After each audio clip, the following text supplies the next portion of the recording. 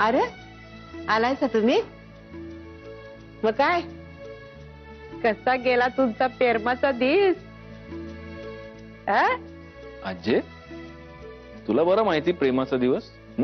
आता अरे सकाळी सकाळी मला बी गुलाब मिळालं माझ्या पेरमाच्या माणसाकडनं. कोण? आणखी दुसरा कोण असणार? माझं लेकरू गौरांग. काय मंजिरी कसा गेला दिस? कळू दे की आम्हाला. आजी आजे बस.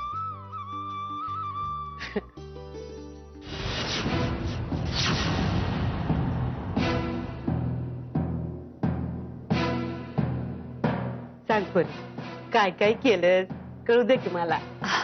अगं लाजू नका ग. आनंदात गेला नव झालं. तू ग पुढच्या वर्षी तुझा बी असाच असायला पाहिजे पेरमाचा दिवस. काय बरं मंजिरी चल जेवून घे. अहो नाही नाही मी बाहेरून खाऊन आले. मग ठीक आहे मी तुझ्यासाठी दूध घेऊन येते. स्वामी देवा देवा. मग खुश का? तुला जे हवं होतं ते मिळालं ना?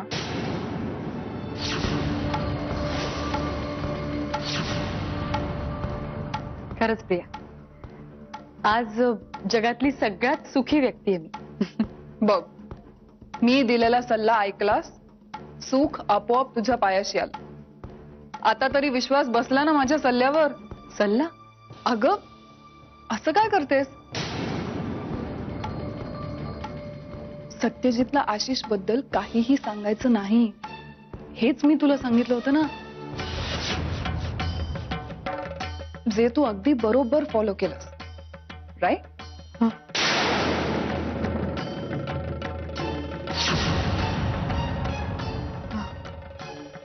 मी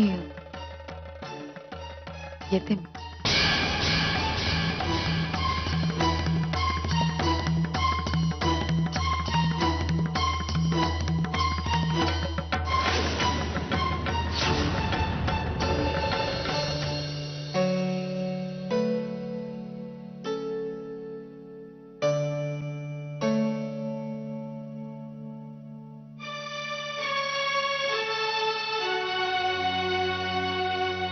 मधुरा आज कुठला दिवस आहे विसरलीस तू?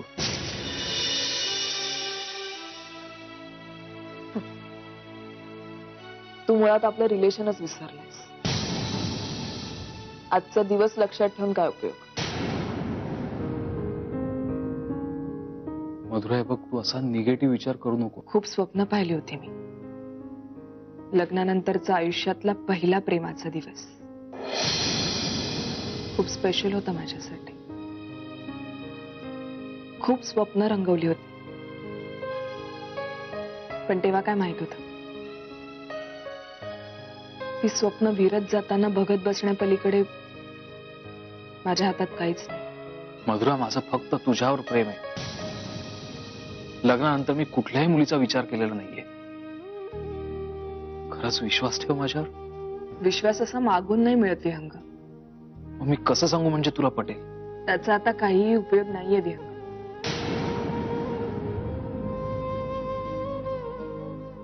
तुला नसली तरी मला नात्यांची किंमत कळते कारण मी मनापासून प्रेम केलंय तुझ्यावर विहंग. आणि म्हणून मी सगळं मान्य करेन. तू आतापर्यंत जे काही वागलास ते सगळं मी विसरायला तयार आहे. तू म्हणशील तसं वागायला तयार आहे. पण माझी एक अट आहे. कुठली? तू जीजूंसोबत असलेली पार्टनरशिप तोडायचीस.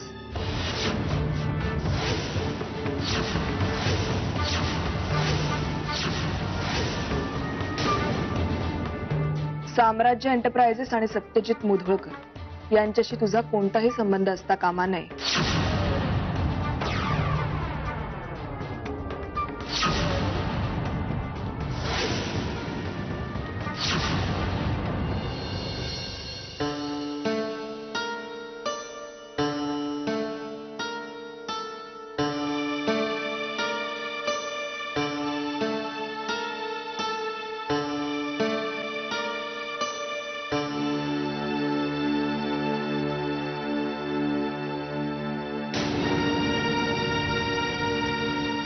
काय काय झालं? नाही, काही नाही. तुला बरं वाटत नाहीये का? बरं आहे. बस बस बस. बरं आहे. मला थोडं थकल्यासारखं होतं. आराम केला की बरं वाटेल. तुम्ही फ्रेश व्हा ना. मी पडते जरा.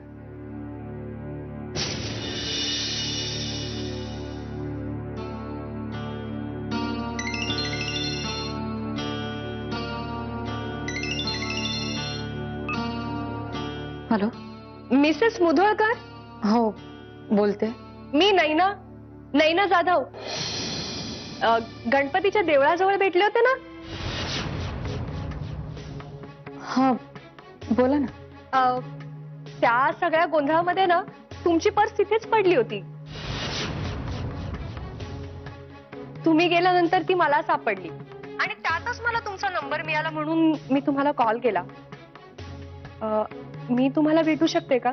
हा, पर्स तुम्हाला तुमची पर्स परत करायची होती ना? म्हणजे तुम्हाला पॉसिबल असेल तर आपण कुठेतरी बाहेर भेटू, नाही तर मी तुमच्या घरी आलं तर चालेल? नाही नाही, आपण बाहेर भेटूया. मी उद्या डॉक्टरांकडे जाणार आहे, तर भेटूया बाहेर. हो चालेल ना. आपण उद्या सकाळीच भेटू. हवं तर मी तुम्हाला कॉल करू का सकाळी? Okay. Thank you. Bye. Okay, bye.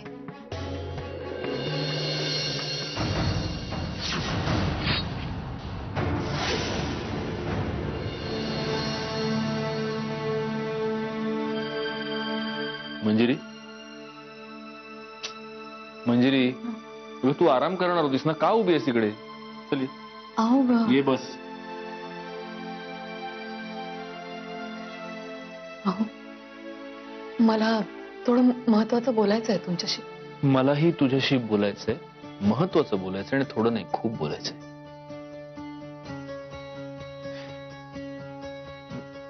कसं आहे मंजिरी, माझं लहानपण खूप वेगळ्या, खूप विचित्र परिस्थितीत गेलं. त्यामुळे असेल कदाचित माझा या जगाकडे बघण्याचा एक वेगळा आणि एक विचित्र दृष्टिकोन तयार झाला. म्हणजे एखाद्या गोष्टीकडे पाहण्याचा दुसराही एक पॉइंट ऑफ व्ह्यू असू शकतो, हे माझ्या सिस्टीम मध्ये घुसतच नाही. म्हणून मग माझ्या जवळच्या माणसांना त्याचा त्रास होतो, सगळ्यात जास्त तुला.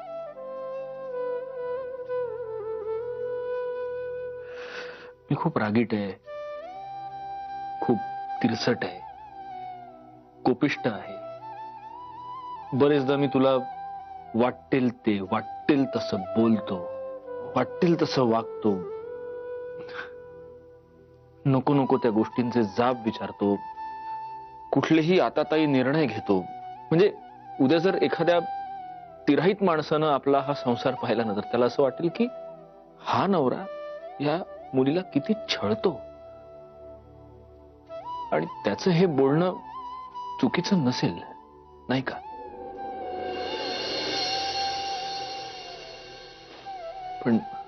पण आता नाही मंजिरी. आता मी तुझ्यावर प्रेम करेन, फक्त प्रेम करेन. आणि इतकं प्रेम करेन ना की खरंच जर उद्या एखाद्या तिराहित माणसानं आपला संसार बघितला तर तो म्हणेल, नवरा असावा तर असा असावा.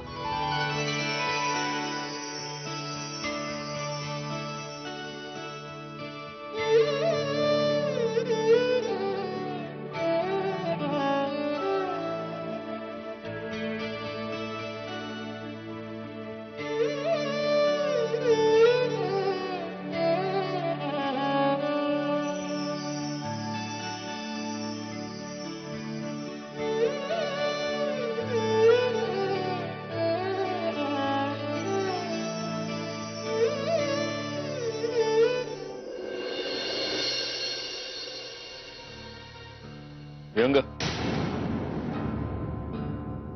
व्यंग, मोठी गुड न्यूज आहे. मला पहाटे पहाटे ग्रॅहम जॉन्सनचा फोन आला होता. त्यांचं हैदराबादमध्ये खूप मोठं प्रोजेक्ट सुरू होतंय आणि त्याची अशी इच्छा आहे की त्याची सगळी लँड डिलिंग्स आपण हेड करावी. विहंग, आपल्याला ताबडतोब हैदराबादला जावं लागेल. आपल्या कंपनीसाठी मिळालेलं हे सगळ्यात मोठं काम आहे. काँग्रेस. काय रे? सत्यजित, मधुरा आणि माझ्यामधले संबंध जर पुन्हा चांगले व्हायला हवे असतील, आमचा जर संसार टिकायला हवा असेल तर मधुराने माझ्यासमोर एक अट ठेवली. कोणती? तू जिजूंसोबत असलेली पार्टनरशिप तोडायचीस.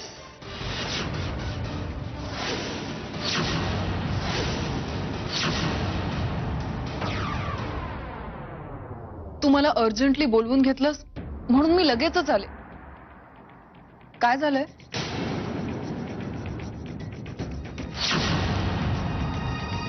मी सांगितलं विहंगला. मग नाही की बोलला नाही तो, पण बोले. त्याला बोलावंच लागेल. दुसरं काही ऑप्शनच ठेवला नाही मी. मधुरा, म्हणजे शेवटी तुला माझं म्हणणं पटलं तर? खरं सांगू, मला आतापर्यंत असंच वाटत होतं की तू चुकीची आहेस. तू जिजू आणि दीच्या संसाराच्या मध्ये येतेस. पण जेव्हा मला कळलं की तुझ्यावर सुद्धा अन्याय होतोय, तेव्हा मी स्वतःला तुझ्याशी रिलेट करू लागले. त्यामुळे आता मला तुझं म्हणणं पटतंय. काही का असे ना, मला यात आनंद आहे की तू योग्य ते पाऊल उचललंस. सत्यजितनी त्या विहंगचं अगदी हातातलं खेळणं बनवून टाकलं होतं ग. मधुरा, आता बघ, सत्यजित पासून सेपरेट झाल्यावर तो किती प्रगती करतो ना, ते तू बघ.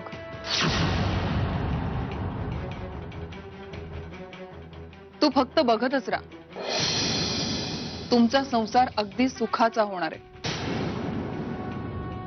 आता थोडासा त्रास सहन करावा लागेल, पण आयुष्यभरासाठी तुझ्या पदरात सुखच येणार आहे.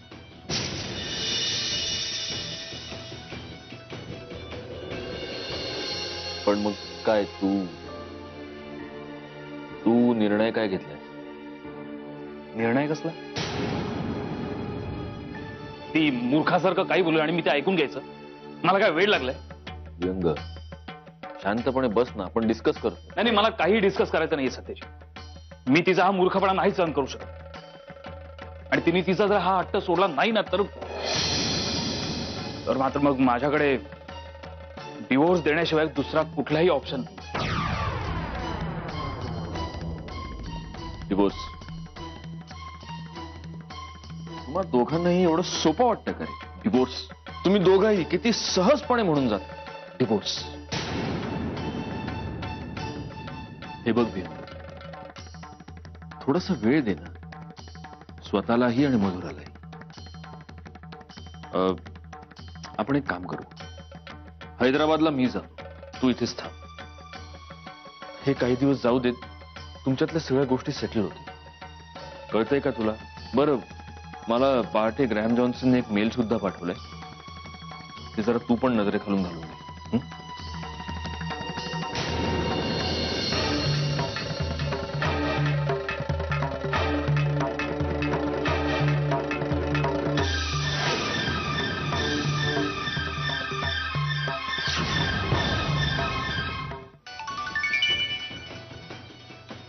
जिजूंचा फोन आहे. तुला जाब विचारायला फोन केला असेल, घे. मग मी काय करू, काय सांगू त्यांना? तू एक मिनिट, मी सांगते.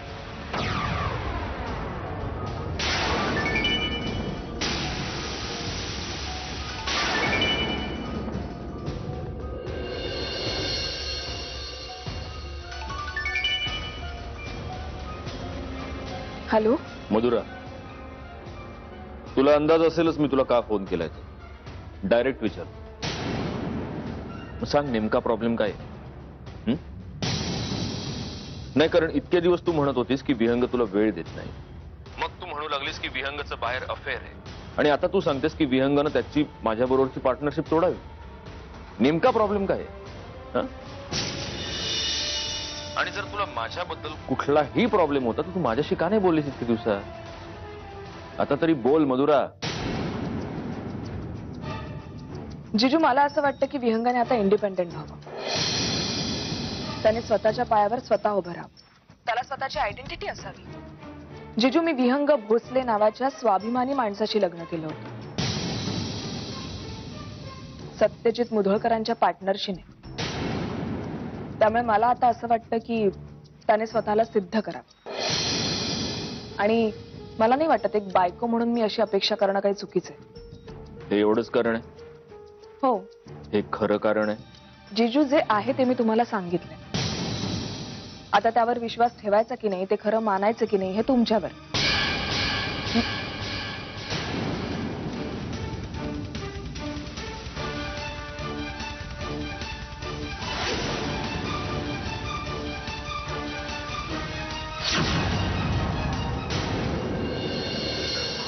नाही ना? सॉरी, तुम्हाला माझ्यामुळे वाट बघायला लागली. I am sorry. सॉरी? तुम्हाला सॉरी सुद्धा म्हणता येतं? पण आता तुम्हाला किती किती गोष्टींसाठी किती वेळा सॉरी म्हणावं लागणार आहे, कळतंय का तुम्हाला? मिसेस मंजिरी सत्यजित मुधोळकर.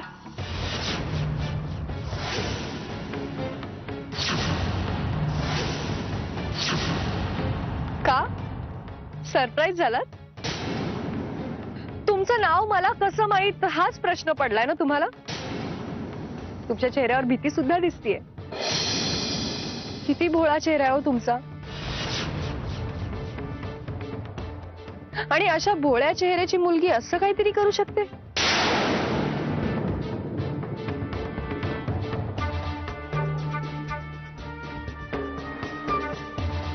काय अवस्था करून ठेवलीस ग त्या आशिषची.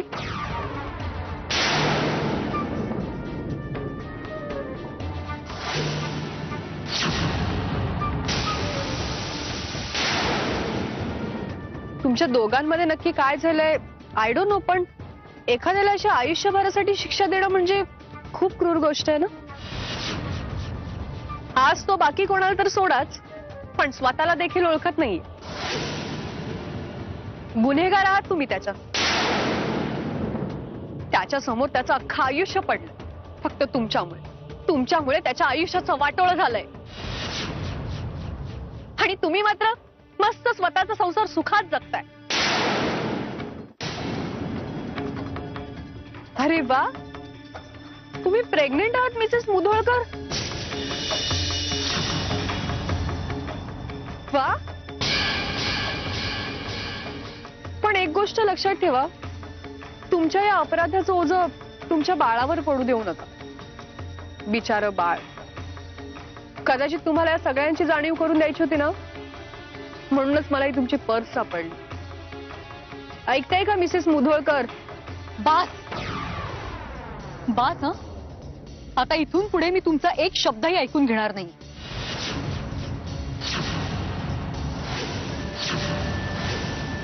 खरं तर तुम्हाला कुठल्याही गोष्टीचं स्पष्टीकरण देण्याची मला काही एक गरज नाहीये, पण तुम्ही माझ्या बाळाचा विषय काढलात म्हणून मला बोलणं भाग आहे. मला मान्य आहे, आशिषच्या या अवस्थेला कुठे ना कुठेतरी मी जबाबदार आहे. पण त्याला त्याच्या गुन्ह्याची शिक्षा देऊन मी काही पाप केलंय असं नाही वाटत मला. आणि आणखी एक, त्याला त्याच्या गुन्ह्याची शिक्षा देऊन जर मी क्रूर ठरणार असेल ना, तर तेही मान्य आहे मला. माझी सहनशक्तीच संपली होती. तुम्हाला नाही माहिती, कित्येक दिवस प्रत्येक क्षण त्याचं किती टॉर्चर सहन केलंय मी.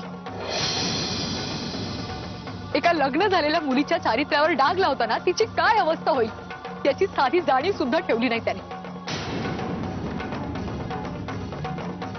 माझ्या पुढे माझं अख्खं आयुष्य आहे आणि तेच आयुष्य टांगणीला लावण्याची शिक्षा दिली मी त्याला. आणि त्याबद्दल माझ्या मनात तिळभर सुद्धा पश्चाताप नाही. हा, पण या सगळ्यात त्याची अशी अवस्था व्हावी अशी माझी कधीच इच्छा नव्हती.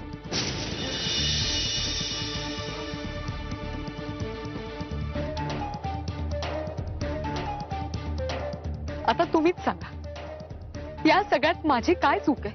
I am sorry Mrs Mudholkar. ह्या सगळ्याबद्दल मला काहीही माहित नसताना मी तुम्हाला वाटेल तसं बोलले ना. पण आशिष असा असेल आणि तो तुमच्या बाबतीत इतका वाईट वागला ह्याची मला आयडिया सुद्धा नव्हती हो. आता मला वाटते की त्याला त्याच्या कर्माची शिक्षा मिळाली.